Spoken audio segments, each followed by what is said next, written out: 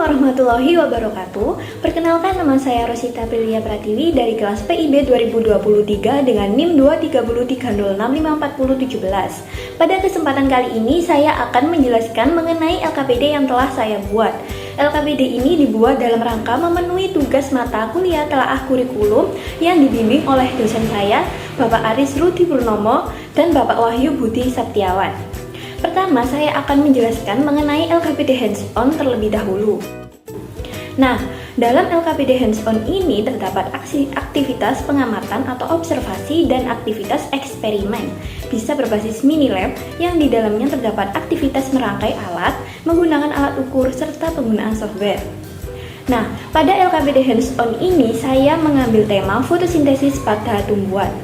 Keunggulan dari LKPD hands-on yang saya buat dibandingkan dengan LKPD lainnya adalah: yang pertama, pada LKPD saya terdapat pendekatan praktis dan eksperimen langsung.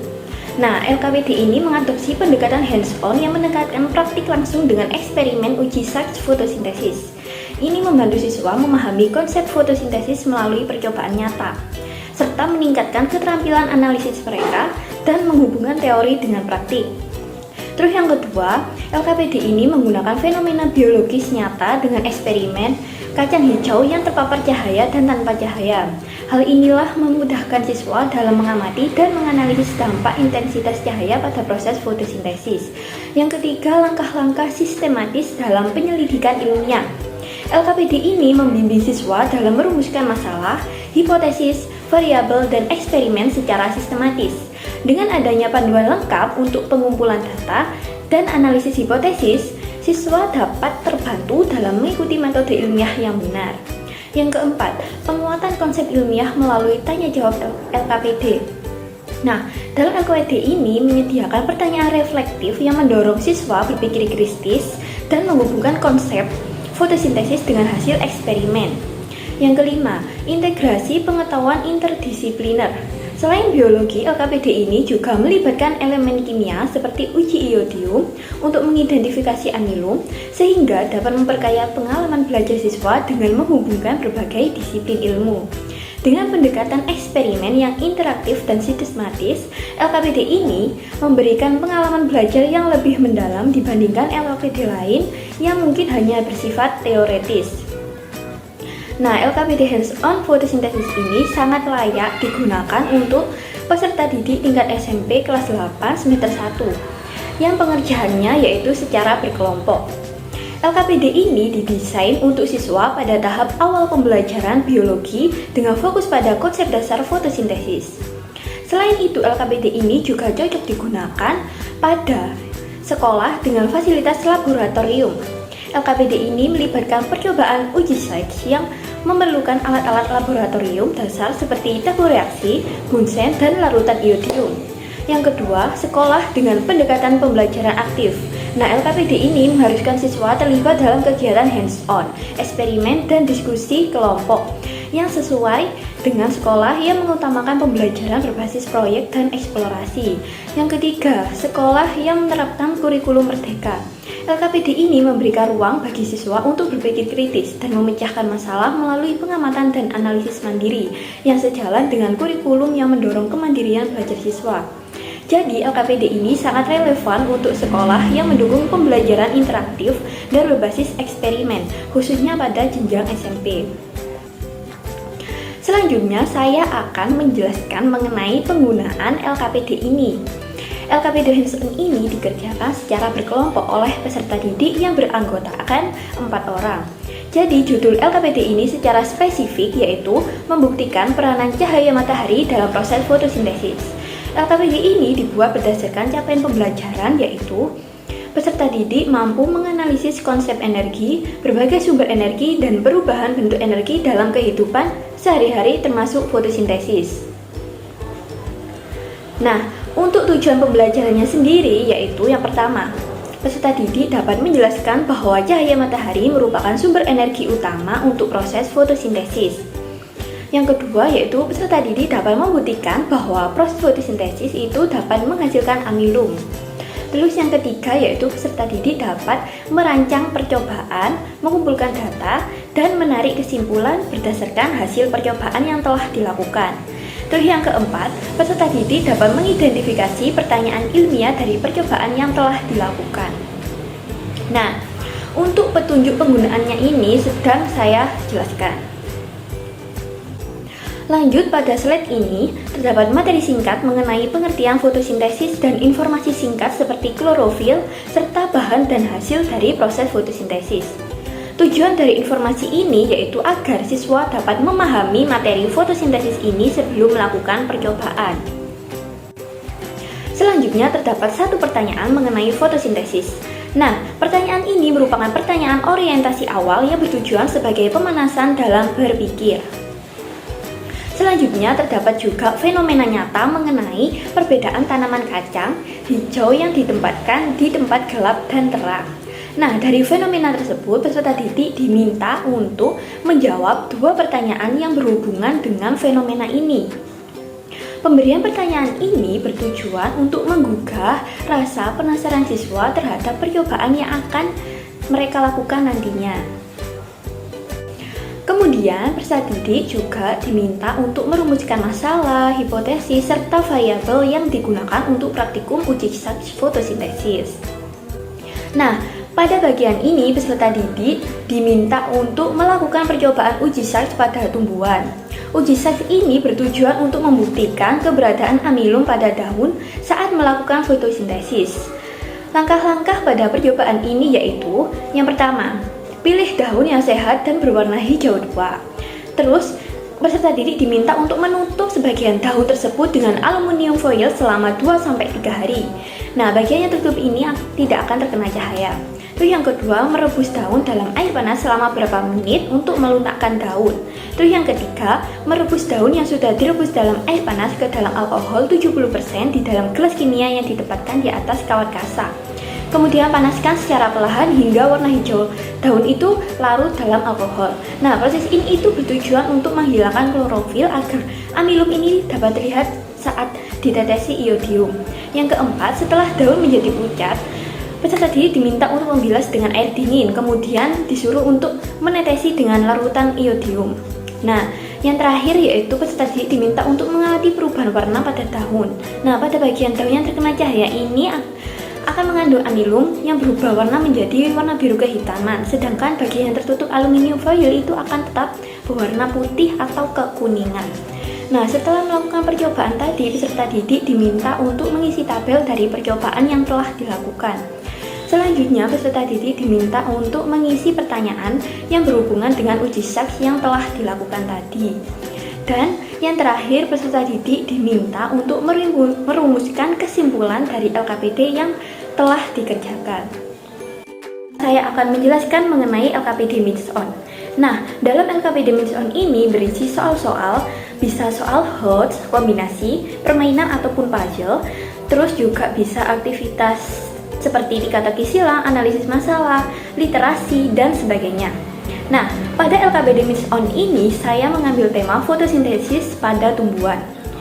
Nah, keunggulan dari LKPD Meets On fotosintesis yang telah saya buat dibandingkan dengan LKPD lainnya adalah yang pertama, pada LKPD ini terdapat pendekatan kognitif dan reflektif. LKPD ini itu berfokus pada pemikiran kritis dan refleksi yang mendalam. Jadi siswa itu diminta untuk menghubungkan konsep fotosintesis dengan dampaknya terhadap lingkungan, serta berpikir lebih jauh tentang kasus-kasus nyata seperti pengaruh fotosintesis terhadap kualitas udara dalam ruangan. Hal inilah yang membantu siswa tidak hanya memahami materi saja, tetapi juga mengembangkan keterampilan berpikir yang analitis. Lalu yang kedua yaitu studi kasusnya itu relevan. Nah, LKPD ini menghadirkan studi kasus yang menantang siswa untuk berpikir tentang implikasi praktis fotosintesis. Misalnya, apa yang terjadi jika tumbuhan itu tidak bisa melakukan fotosintesis. Nah, ini itu mendorong siswa untuk melihat konsep biologi dalam konteks kehidupan nyata. Lalu yang ketiga itu pemahaman berbasis pertanyaan terbuka. Nah, LKPD ini tuh banyak menggunakan pertanyaan terbuka yang mendorong siswa untuk mengeksplorasi lebih dalam. Misalnya, siswa diminta untuk membayangkan dampak fotosintesis bagi manusia dan hewan jika proses ini berhenti. Nah, pertanyaan semacam inilah yang melatih siswa untuk berpikir kreatif dan solutif. Yang keempat, terdapat aktivitas interaktif dan teka-teki. Selain pertanyaan analitis, LKPD ini juga menyediakan aktivitas seperti teka-teki yang membuat pembelajaran ini tuh lebih menyenangkan dan interaktif. Nah, ini memfasilitasi siswa dalam mengulang dan menguatkan pemahaman mereka tentang istilah dan konsep fotosintesis. Yang kelima, yaitu penguatan konsep melalui pembelajaran berbasis diskusi. Nah, LKPD ini tuh mengajak siswa untuk mendiskusikan berbagai konsep seperti peran fotosintesis dalam lingkungan dan efeknya terhadap kehidupan sehari-hari. Hal ini membantu siswa membangun pemahaman yang lebih solid melalui interaksi sosial. Keunggulan-keunggulan inilah yang membuat LKPD Means on Fotosintesis ini lebih dari sekedar alat pembelajaran pasif, tetapi juga sarana yang mengembangkan keterampilan berpikir kritis, problem solving, dan aplikasi konsep ilmiah dalam kehidupan yang nyata. Nah, LKPD Means on ini dirancang untuk peserta didik tingkat SMP, khususnya kelas 8 semester 1. Oleh karena itu, materi dan aktivitas yang disusun ini relevan dengan kurikulum untuk tingkat pendidikan ini. Nah, yang kedua itu untuk sekolah yang mengajarkan konsep biologi dasar. Nah, LKPD ini tuh cocok digunakan dalam pembelajaran IPA, khususnya pada topik fotosintesis. Sekolah yang menerapkan pembelajaran aktif dan berbasis pemecahan masalah atau problem-based learning akan sangat cocok dengan pendekatan yang digunakan. Lalu yang ketiga itu guru biologi atau IPA. LKPD ini tuh dapat digunakan sebagai bahan ajar oleh guru untuk membantu siswa dalam memahami konsep fotosintesis secara menyeluruh melalui aktivitas berpikir kritis seperti menjawab pertanyaan, mengisi tabel, dan membuat kesimpulan. Nah, untuk yang keempat itu diperuntukkan bagi siswa dengan beragam gaya belajar. Nah, LKPD ini tuh menyajikan berbagai aktivitas ya, mulai dari menghubungkan pernyataan, menjawab pertanyaan, membuat kesimpulan, dan studi kasus yang sesuai untuk siswa dengan gaya belajar visual, kinestetik, maupun reflektif. Nah, selanjutnya saya akan menjelaskan mengenai petunjuk penggunaan dari LKPD yang telah saya buat ini. Nah, jadi LKPD ini tuh saya buat untuk SMP kelas 8 semester 1. Nah, untuk pengerjaannya itu dilakukan secara individu ya. Untuk capaian pembelajarannya itu saya menganut pada pernyataan ini, peserta didik itu mampu menganalisis konsep energi, berbagai sumber energi, dan perubahan bentuk energi dalam kehidupan sehari-hari termasuk fotosintesis. Nah, untuk tujuannya sendiri yaitu peserta didik dapat menjelaskan pengertian fotosintesis, proses yang terjadi fotosintesis, terus juga dapat mengidentifikasi komponen yang diperlukan dalam proses fotosintesis. Peserta didik dapat mendeskripsikan tahapan-tahapan fotosintesis secara sistematis, serta dapat mengaitkan pentingnya fotosintesis bagi kehidupan tumbuhan dan makhluk hidup lainnya. Selanjutnya, di sini saya menyajikan 3 orientasi masalah yang bertujuan untuk menggugah rasa penasaran siswa mengenai materi LKPD ini. Nah, di sini siswa diminta untuk menjawab masing-masing pertanyaan ini. Lalu pada slide ini saya menyajikan informasi singkat mengenai materi tentang fotosintesis. Lalu juga saya menyertakan video pembelajaran yang nantinya itu bisa menjadi pedoman siswa untuk mengerjakan LKPD ini. Jadi itu bisa sedikit-sedikit membantu siswa dalam mengerjakan LKPD ini. Nah, pada slide ini peserta didik diminta untuk mengisi kotak-kotak kosong ini ya. Jadi nantinya siswa bisa mengisi kotak-kotak kosong ini mengenai proses yang terjadi pada fotosintesis. Lalu yang di bawah ini itu peserta didik diminta untuk menghubungkan pernyataan yang benar. Nah, contohnya nih hasil dari reaksi fotosintesis. Nah, hasil dari reaksi fotosintesis itu kan glukosa. Jadi, peserta didik nantinya itu disuruh menghubungkan glukosa pada hasil dari reaksi fotosintesis. Nah, seperti itu. Lalu lanjut pada slide ini. Nah, ini peserta didik diminta untuk memberi tanda centang pada jawaban yang benar ya. Untuk selanjutnya ada pertanyaan singkat. mengenai faktor yang mempengaruhi hasil fotosintesis itu apa. Nah, peserta didik diminta untuk menyebutkan lalu menuliskan pada kotak kecil itu. Nah, pada slide ini itu terdapat studi kasus, ada 2 studi kasus. Nah, peserta didik diminta untuk berpikir mengenai masalah yang terjadi. Nah, peserta didik ini diminta untuk memecahkan solusinya. Nah, nantinya akan dijawab melalui kotak-kotak di bawah ini ya. Lanjut pada slide ini. Nah, ini terdapat teka-teki silang yang nantinya peserta didik diminta untuk menjawab pertanyaan dari ini, across, terus down. Yang terakhir, peserta didik diminta untuk membuat kesimpulan dari LKPD yang telah mereka kerjakan. Nah, itu saja presentasi dari saya mengenai LKPD Mixed-On yang telah saya buat. Apabila ada kekurangan dan kesalahan, saya mohon maaf. Terima kasih sudah menonton. Saya akhiri. Wassalamualaikum warahmatullahi wabarakatuh.